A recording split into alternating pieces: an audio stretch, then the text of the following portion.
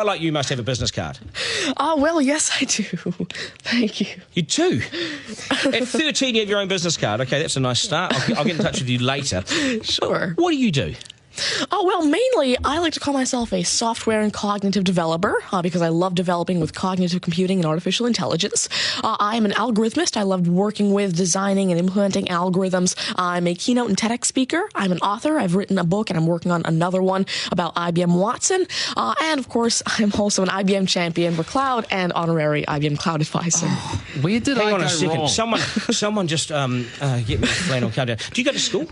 Well, I'm currently homeschooled in grade 8, going to grade 9 now. Wow. OK, so you're bright. Artificial intelligence, it's taking over the world. Is that fair to say?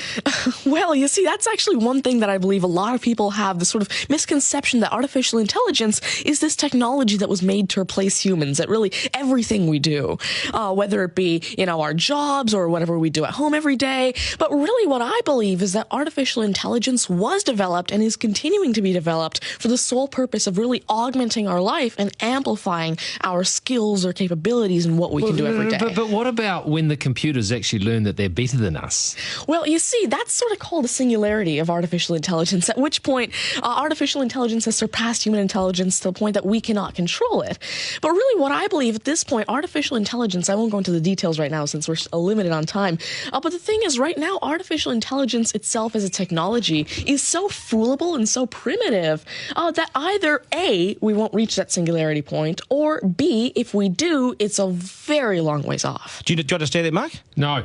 I couldn't. I wanted to take notes for the exam at the end of this. You lost them in the first sentence. Could I perhaps offer you a golf ball? There you go. Thank you very much. You do this YouTube channel, which you teach people. What is that all about, and who is your target audience? Yeah, sure. Now, I actually have a YouTube channel called Tanmay Teaches that I've been running for around 6 years now, and it has over 144 videos and now 22,000 subscribers. And so on it, I love to teach about computing, really programming, these algorithms that I develop, machine learning especially, math, science, and especially technologies like IBM Watson. Because, of course, I like to share my knowledge because I realize that there's this lack of resources for people to learn about technologies like AI, which is why I absolutely love sharing my knowledge through, of course, these YouTube videos, the books that I'm authoring, the keynotes that I have, and really Watson comes in here in such a great way because Watson allows me... What's Watson? Sure. Mark thinks he's a golfer, but what is Watson? Now, IBM Watson is essentially a cognitive system that allows developers to incorporate cognitive and machine learning into their applications without having to code in the actual intelligence. And what this means is that, of course, right now, really one of the main reasons developers aren't incorporating more machine learning into their apps is because it's so hard to do. It's really difficult to incorporate intelligence because... I'm going to take this somewhere else, this interview. Has the Homeschooling Association of the World got hold of you as the front person? Well, there is actually a Homeschooling Legal Defense Association, I believe, HSLDA, in Canada, and I actually had a keynote for them last year in Niagara Falls. You're the poster boy for homeschooling, aren't you? Well, I did have a keynote for them, and I talked a lot about the advantages of homeschooling and why it's great for kids who want to go into different and really targeted subjects. Okay, I want to get right down to business now. When did you realise you were bright and smart, and smarter than most? Well, I originally started coding when I was 5 with simple languages like Fox Pro and Batch. But eventually, at 9 years old, I had my very first iOS app accepted into the Apple App Store called T-Tables. But did your mum and dad do something to you between 0 and 5 that plug you into the wall? What did they do to you at 5? At 5, you were Are you smarter than your mum and dad, by the way? Already? Well, I have. My dad used to work as a computer programmer, but he used to work with simple regular programming languages like Fox Pro, Batch, a little bit of C, etc. But you see, now I'm really interested in artificial intelligence and how it can actually be implemented on all these different platforms. You'd be a nightmare to teach. You'd be an absolute nightmare to teach, wouldn't you?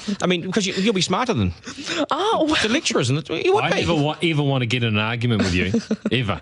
But I would like to see you on a quiz show because I think you would nail that. Well, you see, there is one thing that I've been working on, and it's essentially an app called Ask Tanmay, an NLQA system.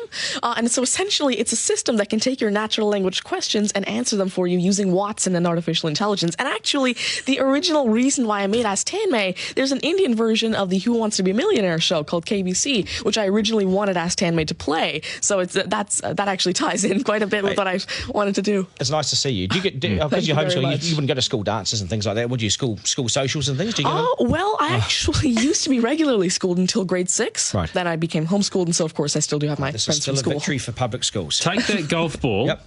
and bring it back to me when you've actually worked out a way in which it'll always go straight. Because I think you could do it. Technically, using a genetic algorithm or something. I knew there'd be an answer. Hey, it's brilliant to meet you. You're a complete inspiration. Thank you. And I hope my son was watching, a 7-year-old son. Message to Buster Garner, you got work to do, mate. Do your homework, and we got to sharpen things up. Nice to see you. Thank you very much. much. All the very best. Thank You're you. amazing. Thank you. You're amazing. Okay, news is next, and then we are joined by today's panel, which won't be as smart as this guy, but they'll still be good, and we will head back to the beach as well for a game of 9 and 10. So much pressure now on the contestant at 9 and 10 just to rip through it and get it right. It's coming up after 8.